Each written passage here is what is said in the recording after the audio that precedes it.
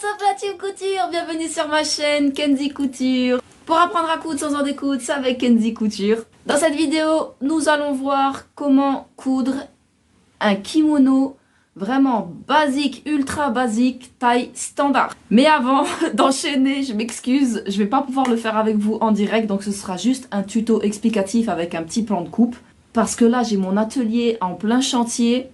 Cet angle de vue là n'est pas optimal, n'est pas super beau, mais j'ai pas trop le choix parce que ce qu'il y a derrière c'est encore pire. Donc voilà, on fait comme on peut. Allez, let's go, c'est parti. Apprendre à coudre sans en découdre, c'est avec Kenzie Couture.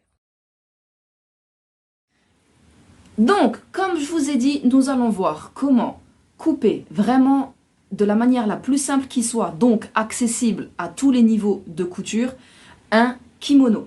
Ce sera sans fermeture. Après ça, si vous êtes capable de le faire, ben faites-le. Vous ferez votre patte bouton ou votre patte pression. Ou vous pouvez aussi vous ajouter des petites attaches sur le côté avec une ceinture que vous nouez. Peu importe. Ça, c'est vraiment... j'ai même pas besoin de vous l'expliquer tellement c'est simple à faire. Mais du coup, ce sera donc des manches rectangulaires avec deux devants et un dos. L'ouverture sera vraiment du côté donc de l'épaule jusqu'au bas. Il n'y aura donc aucune encolure, ce qui vraiment facilite grandement la chose et qui permet donc d'être faite par vraiment des couturières même ultra débutantes et que ce soit une première confection. Donc, sans plus tarder, je vous donne les mensurations pour une taille standard. Si vous voulez l'adapter à vous, je vous expliquerai au fur et à mesure comment faire. Mais ça, c'est vraiment des tailles standards qui vont à tout le monde. On va dire pour les tailles les plus basiques. Donc ici, vous voyez, c'est exactement la même forme. Là, j'ai pas tracé droit parce que j'ai pas fait à la règle. Ces deux-là ont exactement la même forme. Ça, c'est le devant. Ça, c'est le dos. Le dos est plus grand tout simplement parce que là, en fait, on a l'encolure dos. Et ici, comme je vous ai dit, notre devant, en fait, part du bout de notre emmanchure jusqu'au début de notre cou. Donc ça, c'est la taille de notre épaule. Ici, c'est donc notre devant. On est à 15 cm. On est sur une droite. Donc là, le DL du tissu, il est ici. Ici, on part en angle droit à 15 cm. Taille d'épaule standard. Ici, vous définissez en fait votre hauteur. Donc voilà, ça c'est difficile. Voilà, il existe une taille standard, mais ça c'est vraiment très simple à prendre. Vous prenez votre mesure d'ici, donc du début de votre épaule jusqu'au sol. Si vous voulez que ça arrive au sol, si vous voulez que ce soit plus court, ben vous raccourcissez en fonction de combien, 1 cm, 2 cm, 3 cm, 5 cm au-dessus du sol. Donc là, vous reportez votre mesure. Ici, vous mettez 40 de large et vous rejoignez et ça vous fait ce trait-là tout droit. Ici, vous faites votre marque d'emmanchure, donc à 25 cm. C'est pareil, c'est une ouverture standard pour faire du coup votre manche effet kimono. Donc là, vous avez votre devant. Ici, n'oubliez pas de rajouter... Ça, ce sont les formes d'un patron. Donc, qui dit patron, dit 100 valeurs de couture. Donc, il faudra vraiment penser à rajouter vos valeurs de couture en fonction de la finition que vous souhaitez. Si ici, vous voulez mettre un biais, par exemple, vous voulez que ce soit terminé par un biais, ben, vous coupez à ras. Si vous voulez faire un ourlet, vous, par exemple, de 1 cm, donc vous rajouterez 2 cm. Et là, évidemment, à l'épaule, et au côté, 1 cm, 1 cm. Et ici, pareil, en fonction de votre finition, vous rajoutez la valeur de couture que vous souhaitez. Pour le dos, c'est exactement le même principe. Sauf que ici, il faudra vraiment être au pli. Parce qu'on ne veut qu'une seule pièce de dos. D'accord? Comme on veut qu'une seule pièce, là, il faut que ce soit au pli pour qu'on puisse l'ouvrir. On met les 6 cm de l'encolure, qui du coup sera pas réellement une encolure parce qu'on est droit, mais qui sera plutôt une patte. On est à 6 cm. On rajoute les 15 cm d'épaule.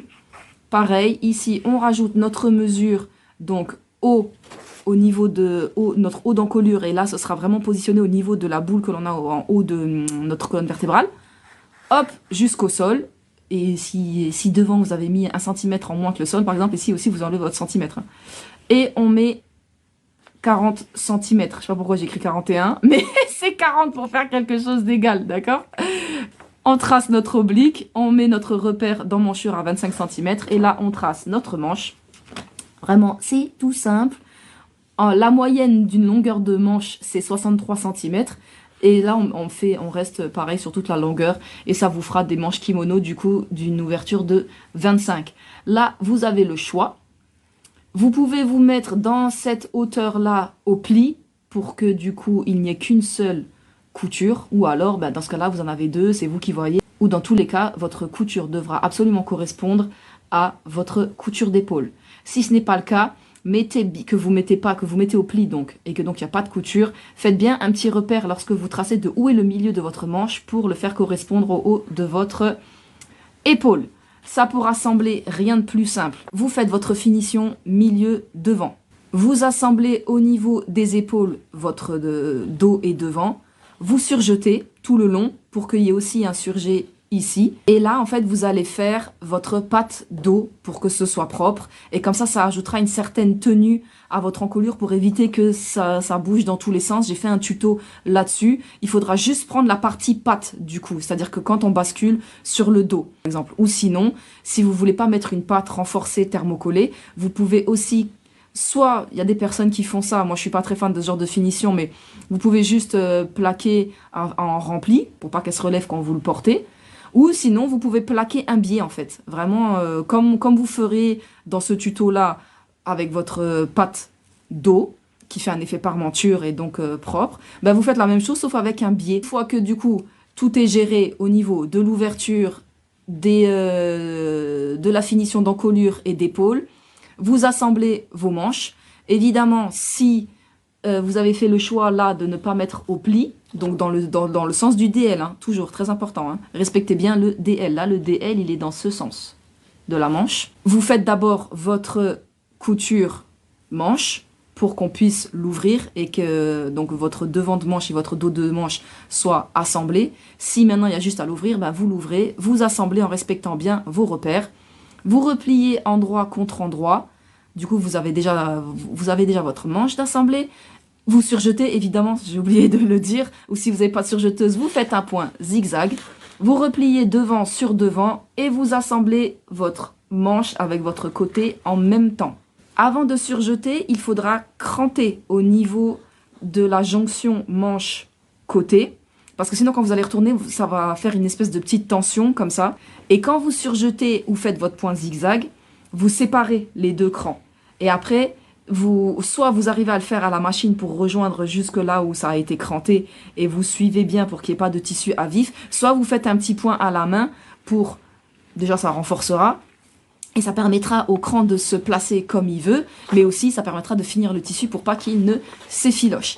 À partir de là...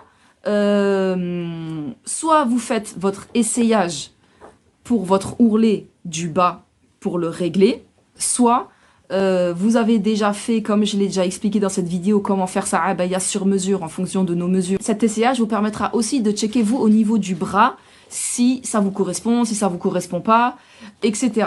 Si vous n'avez pas fait, comme j'ai expliqué dans le tuto, comment se mettre aux mesures. Ici, ne rajoutez pas juste 2 cm. Hein. À chaque fois, moi, le conseil que je donne, c'est rajoutez-vous 10 cm.